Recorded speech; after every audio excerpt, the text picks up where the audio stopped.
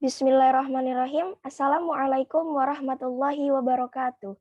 Kami dari kelompok 6 ingin memaparkan hasil diskusi kelompok kami mengenai penilaian risiko pada kegiatan penerimaan, penimbunan, dan penyaluran BBM di PT Pertamina Persero sampai dengan Regen 2 Terminal BBM Jakarta Group Depot Pelumpang. Adapun tugas ini dibuat untuk memenuhi penilaian ujian tengah semester mata kuliah Kimia Industri dengan dosen pengampu Ibu Dr. Haja Siti Suryaningsih MSI. Adapun anggota dari kelompok 6 sendiri yaitu terdiri dari 3 orang. Yang pertama ada saya sendiri, Febia Maulina dengan NIM 19. Dan saya Siti Sohena NIM 15. Saya Risma Deviara NIM 23. Next. Adapun pembahasan pertama yang kita bahas yaitu mengenai keselamatan dan kesehatan kerja atau yang kita sering sebut sebagai K3. Karena adanya risiko itu ditimbulkan akibat adanya tidak diterapkannya K3. Oleh karena itu kita harus tahu dulu nih K3 itu apa sih? Nah, bisa di next. Di sini ada pengertian K3, yaitu menurut Peraturan Pemerintah Nomor 50 Tahun 2012, bahwa keselamatan dan kesehatan kerja atau K3 adalah segala kegiatan untuk menjamin dan melindungi keselamatan dan kesehatan kerja tenaga kerja melalui upaya pencegahan kecelakaan kerja dan penyakit akibat kerja. Nah, adapun tujuan K3, tujuan penerapan dari K3 menurut Undang-Undang Nomor 1 Tahun 1997 itu ada 3. Yang pertama yaitu untuk melindungi dan menjamin keselamatan setiap tenaga kerja dan orang lain di tempat kerja. Kemudian yang kedua adalah untuk menjamin setiap sumber produksi dapat digunakan secara aman dan efisien. Dan yang terakhir yaitu meningkatkan kesejahteraan dan produktivitas nasional. Nah, ketika kita menerapkan penerapan K3 ini, maka kita akan meminimalisir terjadinya kecelakaan pada sebuah pekerjaan. Ya, selanjutnya yaitu program kerja dan profil perusahaan dan studi kasus. Next. PT Pertamina adalah perusahaan gas dan minyak bumi milik pemerintah Indonesia. Pertama kali berdiri pada tahun 1957. Perusahaan ini memiliki nama PT Permina. Undang Nomor 8 Tahun 1971, maka sebutannya hanya menjadi Pertamina saja. Terhitung mulai tanggal 17 September 2003, status hukumnya menjadi PT Pertamina Persero. PT Pertamina Persero ini memiliki visi yaitu menjadi perusahaan minyak nasional kelas dunia dengan misi menjalankan usaha inti, minyak gas, dan bahan bakar nabati secara terintegrasi berdasarkan prinsip-prinsip komersial yang kuat. Next. Depot Pertamina Pelumpang merupakan bagian dari area Jawa bagian Barat, Terminal Jakarta Group. Depot ini dibangun pada tahun 1972 di atas lahan seluas 48.000 hektar dan mulai dioperasikan pada tahun 1974. Depot Pelumpang bertanggung jawab dalam memenuhi pasokan BBM melalui mobil-mobil tangki yang setiap harinya hilir mudik melakukan proses penyaluran BBM.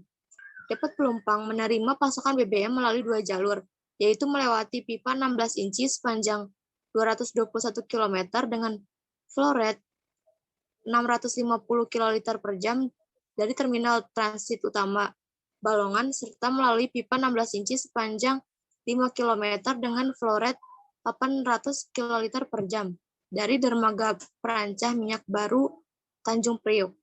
Next. Menurut International Labour Organization, diperkirakan terdapat 2,3 juta orang yang meninggal setiap tahunnya akibat kecelakaan dan penyakit yang berkaitan dengan lingkungan kerja. ILO mengestimasi terjadi 337 juta kasus kecelakaan kerja tiap tahun, dan kasus penyakit akibat kerja yang diderita oleh 160 juta orang lainnya di seluruh dunia. Kerugian finansial akibat kecelakaan dan kondisi kerja yang tidak aman diperkirakan melampaui 1,2 triliun US dollar. Insiden kebakaran dan ledakan menjadi masalah utama dalam industri minyak, petrochemical, produksi gas, terminal, serta fasilitas offshore. Kebakaran pada industri minyak dan gas dapat melepaskan bahan kimia berbahaya yang berpotensi memajang pekerja penduduk sekitar, fasilitas yang ada, serta mengakibatkan beragam jenis kerusakan. Next. Republik Indonesia nomor 22 tahun 2001 tentang minyak dan gas bumi. Pada dasarnya, industri minyak dan gas bumi dibagi menjadi kegiatan usaha hulu dan kegiatan usaha hilir. Kegiatan usaha hulu meliputi kegiatan usaha eksplorasi dan eksploitasi. Kegiatan usaha hilir meliputi kegiatan usaha pengolahan, pengangkutan, penyimpanan, dan atau niaga.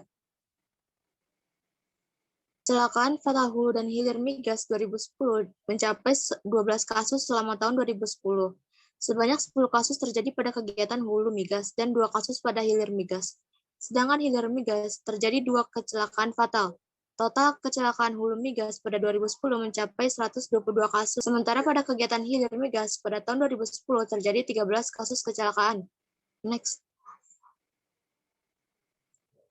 Nah, pada tahun 2007, PT Pertamina Persero Depot Pelumpang mencanangkan program World Class Depot yang mengharuskan adanya perubahan pada pola penerimaan, penimbunan, dan penyaluran yang awalnya kegiatan operasional dilakukan secara manual di semi-otomatis. Kemudian pada tahun 2009 sampai 2010, diadakan upgrade sistem kembali dengan semi-otomatis menjadi otomatis dengan teknologi New Granty System. Akan tetapi perubahan pola sistem ini masih menimbulkan beberapa near miss dan insiden. Berdasarkan laporan near miss, PT Pertamina Depot Pelumpang dilaporkan terjadi 17 kali near miss, seperti hampir terjatuh, tertimpa, terpeleset, dan sebagainya. Dan temuan 13 unsafe act, 56 unsafe condition yang terjadi selama tahun 2010. Next. Berdasarkan near miss dan insiden yang telah terjadi, tergambar bahwa perubahan teknologi yang ada di Pelumpang belum dilaksanakan secara menyeluruh, sehingga perlu dilakukannya kajian terhadap identifikasi bahaya dan penilaian risiko terhadap perubahan pola sistem yang ada di PT Pertamina Persero S&D Region 2 TBJG Depot Pelumpang. Next. Masuk ke dalam pembahasan yang ketiga, yaitu tahapan manajemen risiko, di mana dalam tahapan manajemen risiko ini terdiri dari beberapa tahap. Yang pertama ada identifikasi bahaya, yang kedua ada analisis risiko, yang ketiga ada penilaian risiko, yang keempat ada pengendalian risiko, dan yang terakhir ada monitoring and review. Adapun yang pertama itu identifikasi bahaya akan disampaikan oleh Siti Sohena. Selanjutnya ada identifikasi bahaya. Hazard atau bahaya diartikan sebagai suatu sumber yang berpotensi untuk menimbulkan kerusakan atau kerugian bagi manusia, properti, ataupun bagi lingkungan. Selanjutnya, identifikasi bahaya pada proses penerimaan BBM beserta penanggulangannya. Yang pertama ada terjatuh atau terpeleset, yaitu dengan penggunaan safety shoes atau safety helmet. Yang kedua, tumpahan atau ceceran BBM dengan cara menyediakan penampungan sementara tumpahan BBM. Yang ketiga, kebakaran akibat sambaran petir. Nah, diperlukan adanya bonding pada pipa. Kemudian kebakaran akibat adanya listrik dengan cara menyediakan bonding pada pipa. Selanjutnya, kebocoran pipa dan sambungan pipa, kita harus menyediakan adanya pressure relief valve. Kemudian kebocoran BBM akibat pecahnya fleksibel pipa dengan cara menyediakan adanya pressure safety valve and band wall serta oil catcher. Kemudian terjatuh atau terpeleset dengan memakai safety shoes dan safety helmet. Kemudian yang terakhir ada terjepit dengan penggunaan safety shoes. Kemudian ada identifikasi bahaya pengukuran ketinggian BBM di tangki timbun beserta penanggulangannya. Yang pertama, terjatuh atau terpeleset saat infeksi. Bisa dilakukan dengan penggunaan safety shoes dan safety helm. Kemudian ada kebakaran akibat sambaran petir. Bisa kita antisipasi dengan menghentikan aktivitas sementara. Kemudian kebakaran akibat listrik dapat kita atasi dengan proteksi grounding dan penggunaan deep tape. Kemudian ceceran tumpahan atau BBM dengan cara membersihkan tumpahan BBM. Selanjutnya terjatuh dan terpeleset dengan cara penggunaan safety shoes dan safety helm.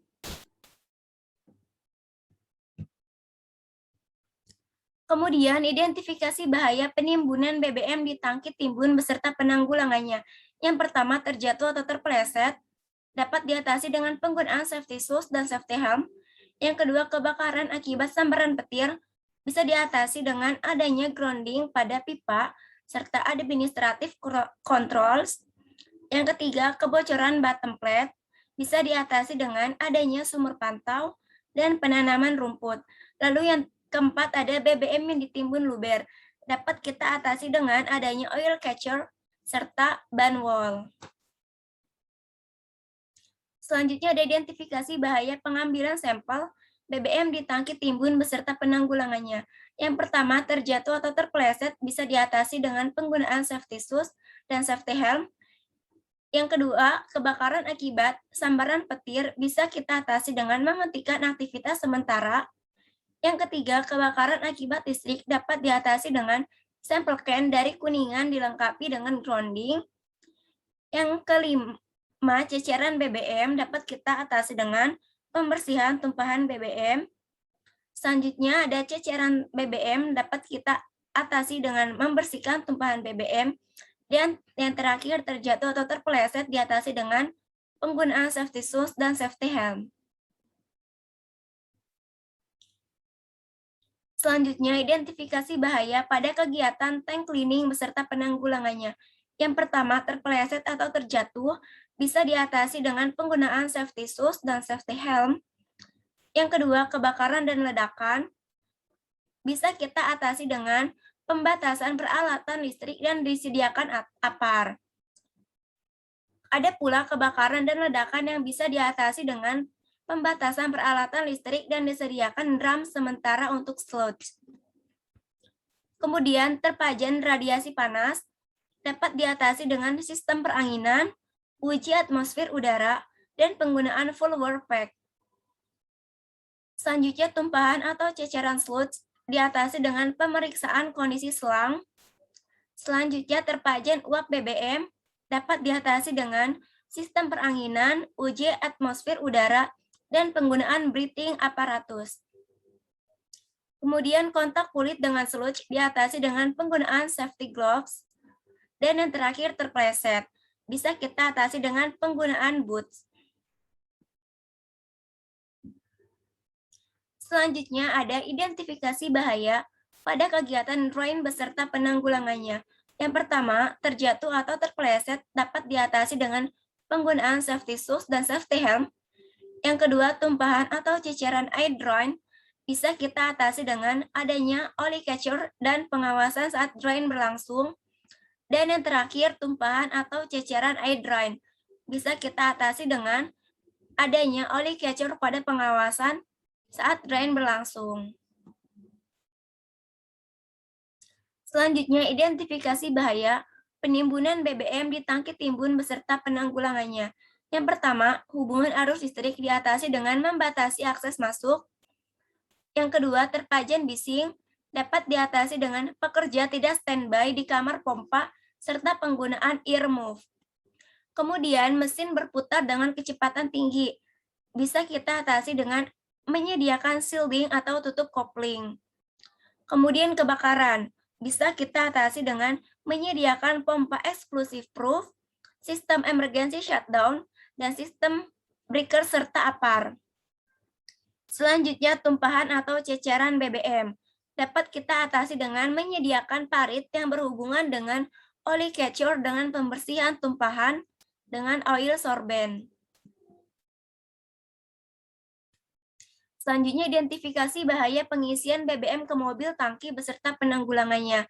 Yang pertama, tabrakan. Bisa diatasi dengan pembatasan area parkir serta dengan kecepatan rata-rata 20 km per jam. Yang kedua, terpajan uap BBM dapat diatasi dengan adanya vapor release. Yang ketiga, mesin berputar dengan kecepatan tinggi dapat kita atasi dengan menyediakan shielding atau tutup kopling. Yang keempat, kebakaran dapat diatasi dengan menyediakan grounding dan interlock system, APAR, water sprinkler, dan emergency shutdown. Yang terakhir, adanya tumpahan atau ceceran BBM dapat diatasi dengan menyediakan sistem overfill prevention. Nah, selanjutnya akan dijelaskan oleh Febia Maulina. Nah, setelah kita mengetahui identifikasi bahaya apa aja yang terjadi pada TBBM tersebut, selanjutnya kita akan melakukan analisis dan penilaian resiko. Nah, mengapa analisis dan penilaian resiko ini kita gabungkan?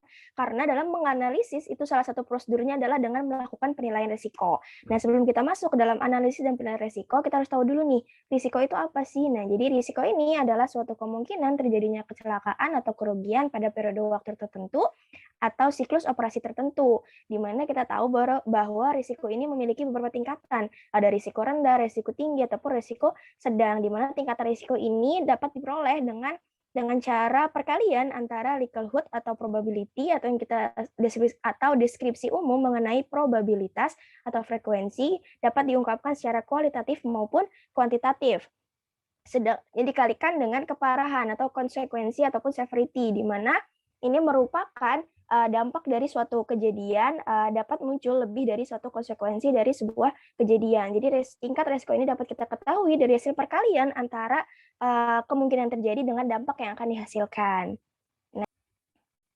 Nah, tadi identifikasi bahaya yang telah kita sampaikan itu adalah berdasarkan prosedur kerja, di mana prosedur kerja dari terminal bahan bakar minyak ini itu terdiri dari beberapa step. Yang pertama, ada proses penerimaan BBM via pipa produk. Yang kedua, ada pengukuran ketinggian BBM.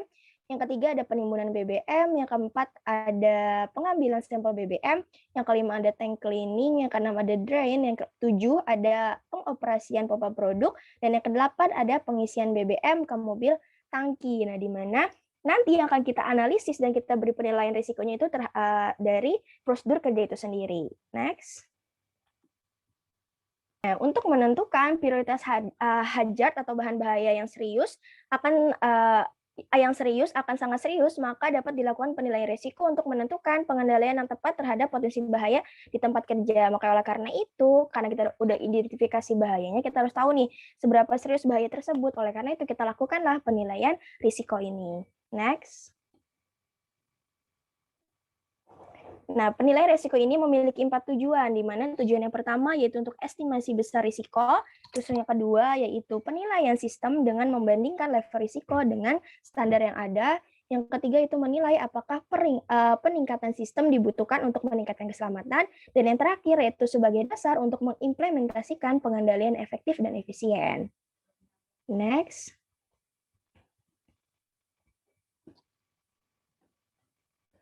Nah, tentunya dalam melakukan penilaian risiko kita harus memiliki patokan. Nah, apa itu patokannya? Patokannya itu adalah matriks peringkat risiko. Nah, di mana matriks peringkat risiko ini merupakan rules yang digunakan dalam risk assessment atau penilaian risiko. Di sini ada beberapa komponen. Kan kita tahu ya bahwa risiko itu merupakan hasil dari perkalian antara likelihood atau kemungkinan yang terjadi dengan dampak gitu atau konsekuen. Nah, di mana ada 4 komponen di sini, yaitu ada low, kemudian ada possible, ada substansial, dan high, di mana masing-masing komponen ini memiliki arti. Ketika dia itu level risikonya masuk ke dalam raw risk, nah itu berarti bersifat aman baik terhadap personal maupun terhadap lingkungan gitu. Ya, jadi tidak membutuhkan tindakan yang lanjut kecuali terjadi penambahan bahaya potensial selama pelaksanaan kegiatan. Nah, untuk level risiko possible risk itu artinya bersifat aman, namun ukuran-ukuran pengendalian risikonya itu perlu dimonitor untuk memastikan tingkat risiko tidak meningkat selama pelaksanaan kegiatan. Yang ketiga itu ada substansial risk. Itu adalah risk control perlu dikaji ulang dengan penambahan kontrol dalam bentuk lain untuk menurunkan tingkat risiko ke medium.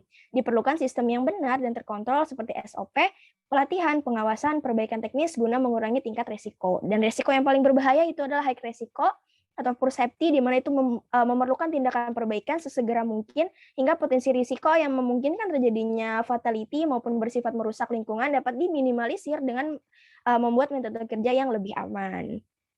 Next.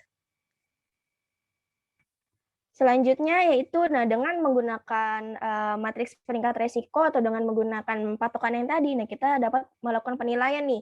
Yang pertama itu dalam proses penerimaan via pipa produk, di mana di sini terdapat beberapa identifikasi bahaya atau terdapat beberapa kasus. Untuk kasus yang pertama yaitu terjatuh atau terpleset saat melakukan inspeksi jalur penerimaan, di mana nilai likelihood atau kemungkinannya itu adalah low bernilai 2, kemudian konsekuensinya itu adalah minor bernilai 2,5, Sehingga dihasilkan nilai level resikonya itu adalah 3,42 atau 100% possible risk. Nah, untuk kasus yang kedua, yaitu memiliki level resiko 4,83 atau 100% possible risk juga. Untuk kasus yang ketiga, yaitu sama dengan kasus yang kedua, dan untuk kasus yang keempat, itu level resikonya mencapai 4 dengan keterangan 100% possible risk. Lanjut. Yang kelima, adanya listrik, yaitu memiliki level resiko 4, di mana memiliki keterangan 100% possible risk. Kemudian kasus yang keenam, yaitu memiliki nilai resiko 3,42, 100% possible risk. Begitu juga pada kasus yang terakhir. Next. Proses ketinggian BBM di tangki timbun memiliki kurang lebih ada 4 kasus, yaitu untuk kasus yang pertama, dengan nilai likelihood dan konsekuensi yang ada itu mendapatkan hasil level risiko sekitar 2,11 atau 89% low dan 11% possible risk. Untuk kasus yang kedua itu menduduki level resiko 7 dengan keterangan 100% substansial risk. Untuk kasus yang keempat pun sama. Untuk kasus yang kelima berbeda, itu menduduki level resiko 4 di mana dengan keterangan 100% possible risk. Next. Untuk kasus yang selanjutnya, yaitu kasus yang keenam, yaitu memiliki level resiko 3,42, 100% possible risk. Untuk kasus yang ketujuh, itu menduduki level resiko 4, dengan keterangan 100% possible risk. Untuk kasus yang ke-8, yaitu menduduki level resiko 6,7, berarti 100% substansial risk. Dan kemudian ada kasus yang ke-9, yaitu 4,67 juga menduduki 100% possible risk, dan yang terakhir yaitu memiliki level resiko 7 yang memiliki keterangan bahwa 100% substansial risk. Lanjut. Yang itu masuk ke dalam proses penimbunan di tangki timbun. Di sini memiliki 2 identifikasi bahaya. Untuk kasus yang pertama itu terjadi atau terpleset saat infeksi di sekitar area tangki timbun. Nah, itu memiliki nilai likelihood atau kemungkinan itu very low 0,5 dan konsekuensinya itu minor bernilai 2. Di mana dengan hasil perhitungan yang ada, level risiko yang dicapai yaitu adalah 1,24 atau 100% low risk. Nah, untuk kasus yang kedua itu menduduki level risiko 4, itu memiliki berarti 100% possible risk. Next. Nah, masuk kepada prosedur kerja yang keempat, yaitu pengambilan sampel BBM di tangki timbun. Di sini memiliki beberapa bahaya atau potensi bahayanya. Untuk kasus yang pertama, itu terjatuh dan terpleset, di mana memiliki atau menduduki level resiko itu 1,24. Berarti 100% low risk. Kemudian untuk kasus yang kedua, itu menduduki level resiko 7, yang berarti 100% substansial risk. Kemudian untuk kasus yang ketiga juga sama, menduduki level 7, level resiko 7, yaitu 100% substansial risk, dan yang terakhir juga sama. Selanjutnya bisa di next.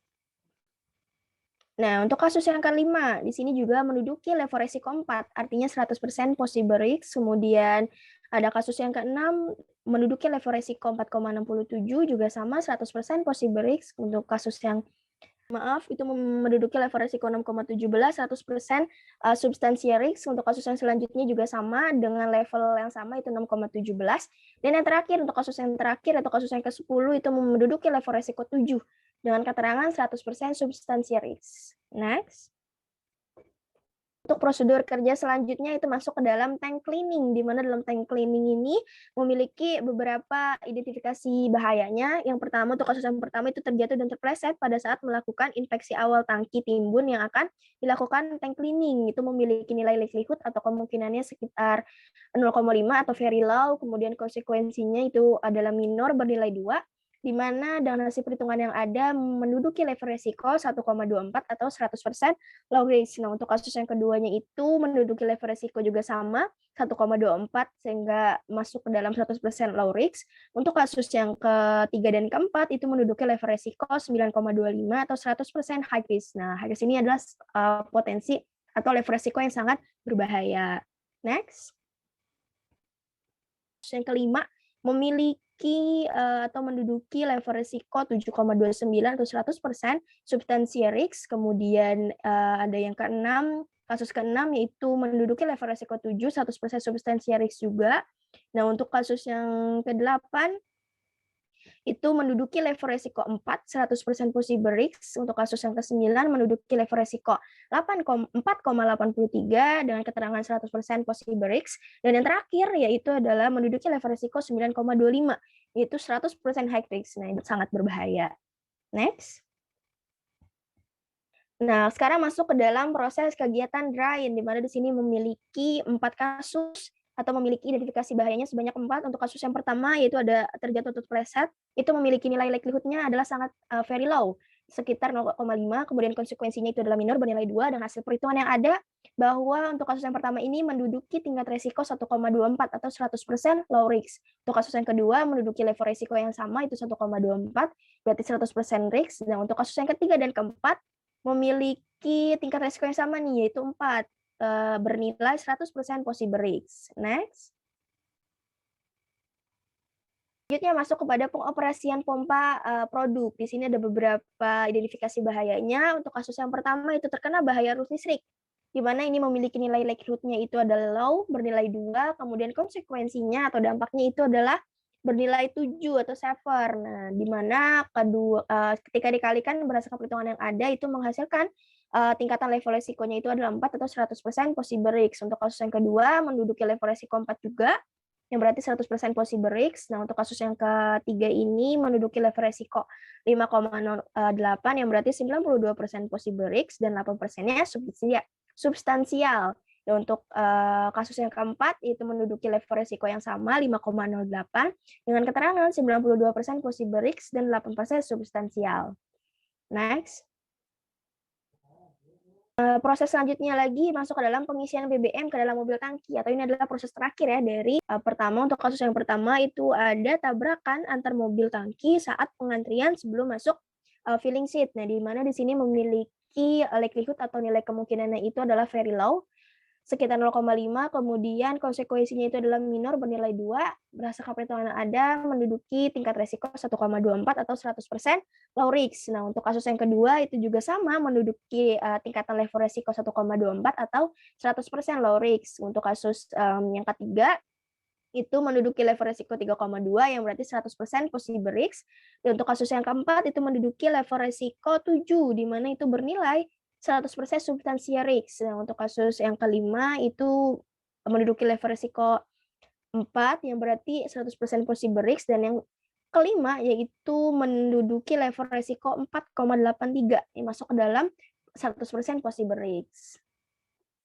Next. Nah, setelah kita identifikasi bahaya, ternyata bahaya dalam kerja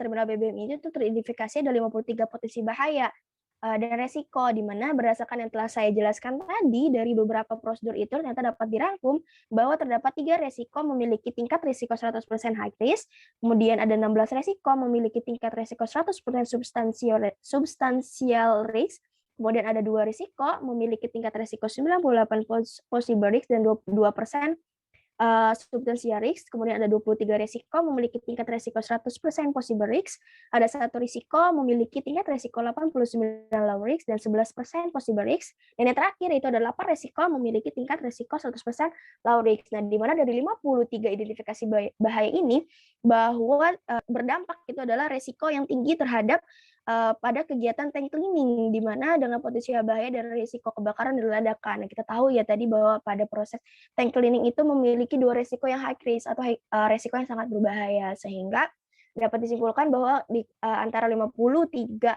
potensi bahaya ini bahwa besar yang ditimbulkan itu adalah pada proses dari si tank cleaning ini. Next.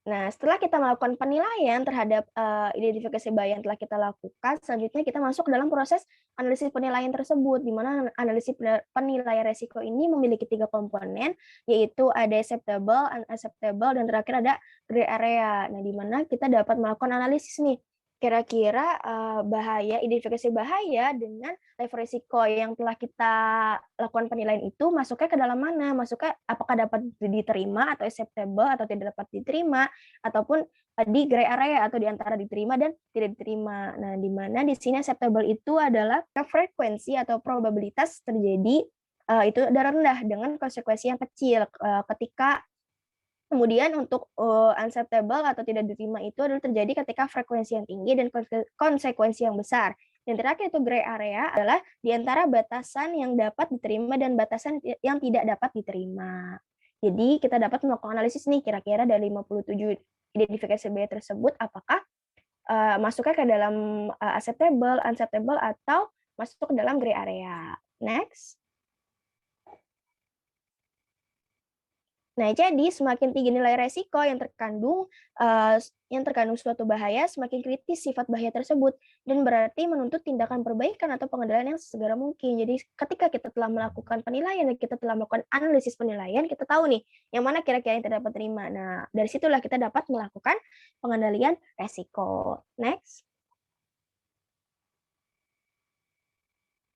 Nah, di mana pengendalian resiko ini dapat mengikuti pendekatan hierarki, di mana hierarki pengendalian resiko ini adalah suatu urutan-urutan dalam pencegahan dan pengendalian risiko yang mungkin timbul yang terdiri dari beberapa tingkatan secara berurutan. Di sini ada beberapa tingkatan, dari tingkatan yang paling rendah dari yang paling bawah itu adalah APD. Kita tahu bahwa APD adalah alat pelindung diri. Kemudian yang kedua ada administratif. Nah, di administratif ini banyak kegiatannya, contohnya ada pemasangan rambu-rambu, terus dilakukan good housekeeping dan lain sebagainya. Kemudian ada perancangan, itu ada substitusi, yang terakhir itu ada eliminasi atau mengganti. Next. Nah, ternyata pada PT Pertamina Persero sampai dengan Region 2 Terminal BBM Jakarta Group dan Depot Pelumpang bahwa upaya pengendalian yang dilakukan itu ada 3. Di antaranya ada engineering controls, kemudian ada administrative controls, dan yang terakhir ada personal protective equipment atau yang kita sebut sebagai APD. Nah, di mana di sini engineering control yang dilakukan pada PT Pertamina pada Terminal BBM Jakarta Group atau Depot Pelumpang ini adalah contohnya adalah nih seperti gambar yang pertama. Nah, itu adalah salah satu contoh ada alat yang ditempelkan pada tangki penampungan BBM, di mana alat ini itu berfungsi agar tangki tersebut tidak tersambar petir. Karena kita tahu ya bahwa BBM itu merupakan salah satu bahan kimia yang berbahaya, di mana dia mudah meledak dan mudah terbakar. Oleh karena itu, dilakukanlah engineering control, seperti kita membuat alatnya udah dari sananya itu udah harus safety gitu. Nah, jadi untuk menghindari adanya kecelakaan tersebut. Untuk itu ada administrative control. Nah, administrative control ini adalah salah satu contohnya itu adalah dilakukan pemasangan rambu-rambu gitu untuk menghindari adanya kecelakaan kerja. Dan yang terakhir itu adalah penggunaan APD. Selanjutnya ketika kita telah melakukan upaya pengendalian terhadap risiko-risiko yang akan mungkin ditimbulkan gitu. Nah, selanjutnya kita akan melakukan monitoring and review, di mana monitoring and review ini berfungsi untuk menilai apakah pengendalian ataupun penilaian ataupun identifikasi baik kita lakukan itu sudah efektif atau belum. Nah, ketika suatu pengendalian itu belum efektif, maka akan dilakukan lagi penilaian resiko lagi, dilakukan tahapan manajemen resiko yang sama gitu untuk memastikan benar-benar bahwa upaya pengendalian yang dilakukan itu benar-benar sudah tepat. Nah, jadi dari beberapa penjelasan yang kelompok 6 beri itu dapat disimpulkan bahwa potensi bahaya dan resiko yang ada pada kegiatan penerimaan, penimbunan, dan penyaluran BBM Depot Lumpung terdiri atas bahaya keselamatan, bahaya kesehatan, dan bahaya terhadap lingkungan. Peralatan yang digunakan harus explosive proof atau anti meledak sehingga dapat meminimalisir bahaya kebakaran dan ledakan. Selain itu, tahanan, bonding, dan grounding dipastikan berfungsi dengan baik serta alat perlindungan pernafasan yang dapat melindungi pekerjaan dari uap gas. Nah, mungkin cukup sekian pembahasan yang dapat kelompok kami sampaikan. Dan kurang lebihnya mohon maaf. Wassalamualaikum warahmatullahi wabarakatuh.